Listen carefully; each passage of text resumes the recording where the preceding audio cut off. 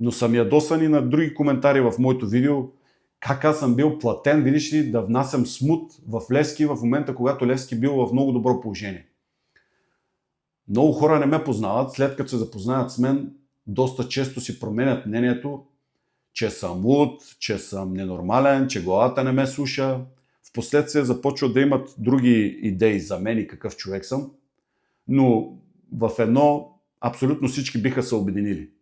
Ако някой може да твърди, че аз съм бил купен или да ми се дадат пари, за да говоря нещо, което ми кажат, това би било равносилно на онзи човек от стендъп комеди шоуто си вече, което го превърна, да вземе сам листа, който БФЗ ще му даде с обявените играчи, които играят тото, на собствени отбори би могло да бъде, на картони в даден матч, дали. И този човек от стендъп комедито, One Man Show, той да вземе този лист и сам да го прочете. Кои са участниците? На това би било равносилно аз да бъда купен или някой да ми даде пари, за да говоря нещо, което ми казва. Другото, на което би било равносилно, това за което се говори в част от коментарите, е еквивалента българския на Киано Ривз, за който ви говорих от определен филм в едно предишно мое видео, да си сложи ръката на Библията отгоре, да ви гледа в очите и да ви говори истини. Ако си мислите, че тези две неща, с които сравнявам, биха могли да бъдат реалистични, то тогава би било реалистично и аз да взема от някой пари, за да говоря неща, които ми казват. За да внасям смут в Левски. Или да ме определят и да ме сравняват, че съм бил копейка, сдруженец и какъв ли не. Едно единствено нещо има Нико Петров и то е неговия морал. Колкото и смешно да е в 2026 година, колкото 2026 година всичко да е материално, всичко да се превърна в пари, всичко да се превърна в вещи, но 2026 година няма да промени Нико Петров. Така че никога пари не бих взел, не бих говорил неща, които някой друг да ми каже да говоря. Няма такъв вариант. На секундата ставам и си тръгвам, когато нещо не се прави по моя начин. Когато виждам, че лъжата цари, ставам от стола и си тръгвам. Без да ме интересува в какво положение съм бил. Дали задоволително за мен, положително, ползотворно или каквото още да бъде.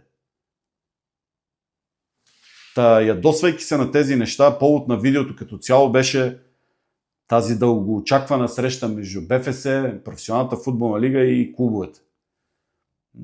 Тя се обяви като уж редовна среща, каквито се правило на 12 месеца, обаче няколко дни по-рано Лудогорец излезе с декларация, че иска да инициира подобна среща, да се съберат БФС, ПФЛ или както се казва Професионална футболна лига и клубовете и да обсъдят някои важни неща за българския футбол. Забележете, важни неща за българския футбол на тази среща.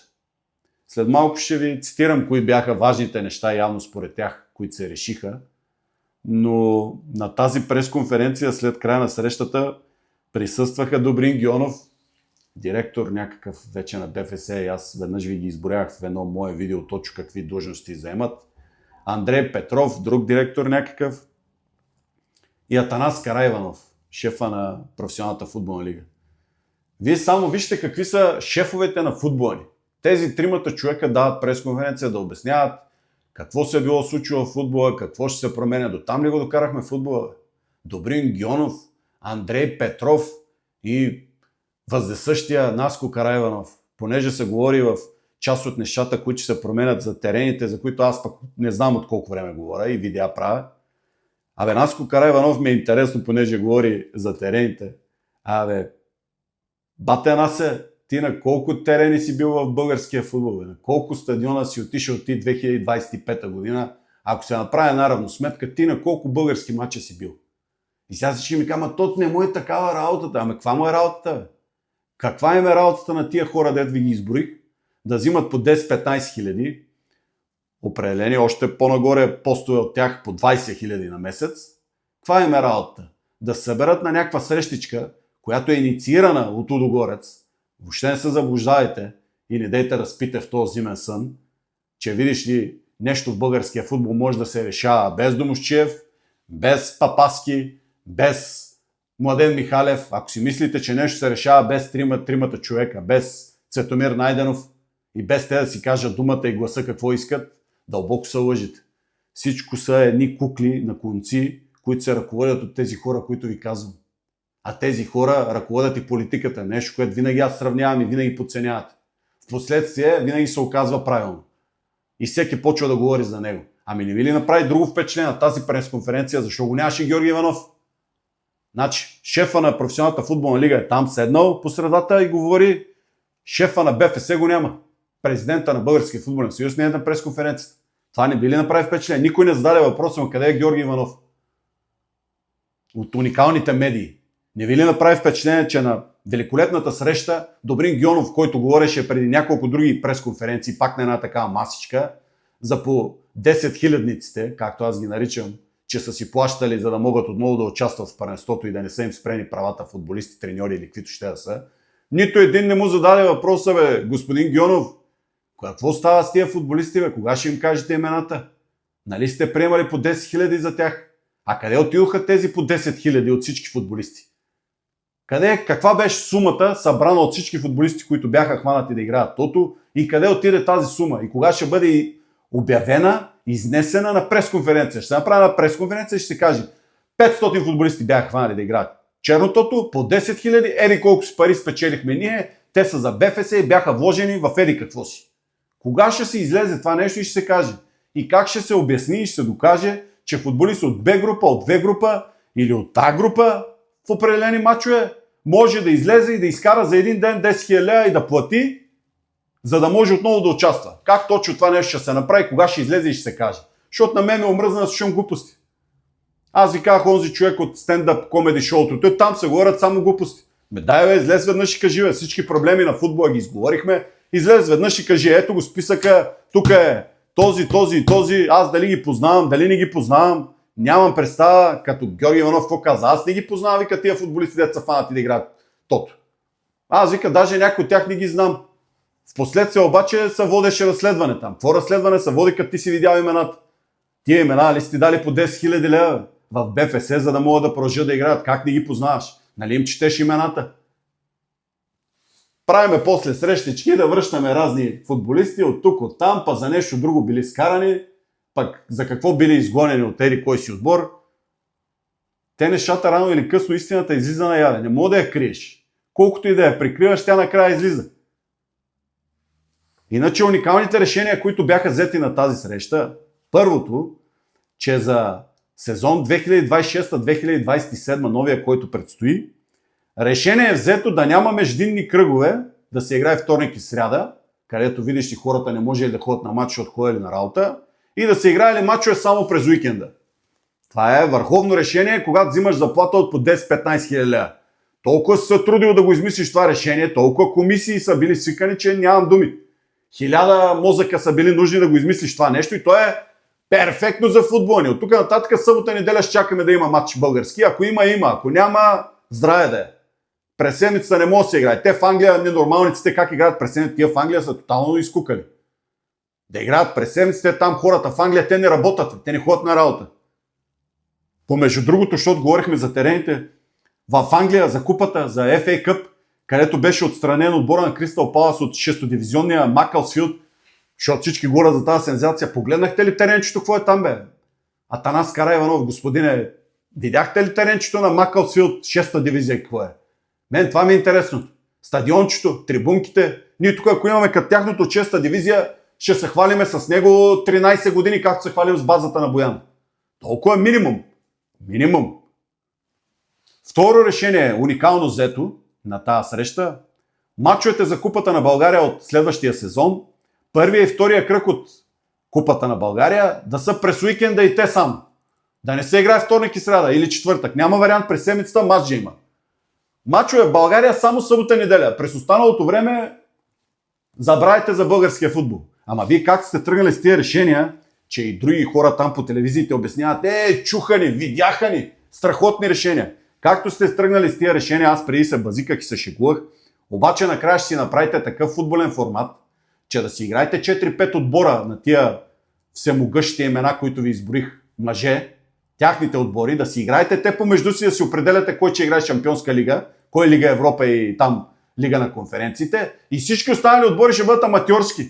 Аматьорщината тотално завладява българския футбол. Ще си оставите накрая да си играете тия 4-5 отбора на WinBet, на FBet, на не знам си кой бет. Ще си играете на новата WinBet арена, там ще си го правите турнирчето, блиц турнирчето помежду си, и останалите отбори кучета ги яли. Много ми е интересно за това правило, където се говореше за 4 българи.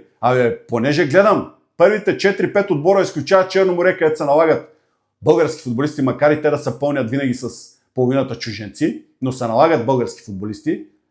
Останалите 4-5 отбора в класирането, колко българи играят? Заради това правило уникалното. Нали всичките го заобиколиха, затова си платиха.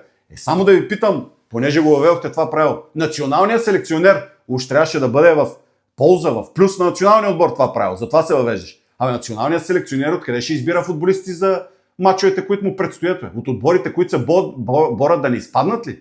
От последната четворка, там петица, тройка, от тия отбори ли ще избира националният селекционер български футболисти? От Ботев Враца, от Монтана, от Септември, от там ли ще ги избира? Много ми е интересно. Защото в първите 4-5 отбора без Черно море българи не играят. Или ако играят по един. За да се дигне нивото на националния отбор, качеството на играчите от кои отбори трябва да бъде? От първите в класирането или от последните в класирането? Интересно ми е, защото уникалното правило, всички ме убеждават, никой не си прав. В кое не съм прав? В кое не съм прав? Третото решение, което беше взето на тази среща, че след края на редовния сезон щял да се тегли жребий за първата четворка. Тук и аз не можах да го разбера Добрин Гионов. Интелигентен мъж, уважавам го. По фехтовка ли, какво е играл, нямам представа. Може би е добър ръководител, завършил там всички семинари, УЕФА, ФИФА, и аз не ги разбирам. Обаче фехтовка, бе хора, фехтовка. Фехтовка човек не управлява. Другия беше какво беше? По шах. Другия беше по стрелбали, по какво беше? Такива хора управляват футбола ни. Фехтовката. Той обясняваше, че ще се използва отново софтуер, са чудели за теглянето на жребия, или системата Бергер. За първата четворка или за новия формат 2026-2027, какво ще да се използва, за да се изтегли жребия? Спомняте си, когато говорихме за новия софтуер, там презентацията каква беше уникална, кои хора я презентираха, величественото нещо, което се случи. Сега вече се чудат дали да е системата Бергер, дали да е отново софтуер. Не знае ли? Аз предлагам да се измисли новия жребий за новото първенство да се тегли от системата Опенхаймер. Събират се всички учени в България, ако въобще са останали някакви учени, нещо и работи БАН, МАН или другите там такива институции. Събират се всички учени, създават една бомба, Опенхаймер, ще измислят някакво българско име, гръмва се тази бомба в центъра на България, да се изринат до основи всички зонални съвети, областни съвети, БФС и всичко свързано с БФС. Изрива се до основи и ще видите тогава жребия без софтуер как с лекота ще се изтегли. И четвъртото нещо, с което и завършвам, и решение, което е взето, че Георги Иванов взел решение да свика комисия за терените. Да се огледат терените, видиш ли, сега и една седмица преди да почне първенството. Защо трябва да я свиква тази комисия Георги Иванов сега? Тази комисия трябва да съществува нон-стоп. Всяка седмица да ходи и да види състоянието на терените. Защото ако ходи всяка седмица и вижда състоянието на терените, 2 мача ще се провеждат на кръг в българското първенство. Останали ще бъдат отлагани. Защото няма нужните условия. И сега много ми е интересно, като отиде тази комисия, дето Георги Иванов е свикал, да види терена на Локомотив София преди началото на първенството, как ще му позволи там да се състои футболен матч? Защото съм ходил пак последния матч на този терен за купата между Септември и Лудогорец да гледам. Как тази комисия, която ще свика от Георги Иванов, ще позволи на този терен да се състои професионален футболен матч? Много ми е интересно, защото чала да ходи да гледа. Ако нямат пари, джобни, да им дадат или командировачни от БФС, от тези всичките милиони, където правих едно видео там и ви обяснявах пак, ще почвам да събирам кампания, да събера пари на Атанас Караиванов и на Атанас Форнаджев. Една кола с шофьор ще им намеря личен, или аз ще ги карам, ако трябва, ще бъда такси или Убер, или каквото искат там да ме наричат. Аз ще ги карам да видя колко от българските стадиони в България те ще ги познаят и дали някога са били на тези стадиони.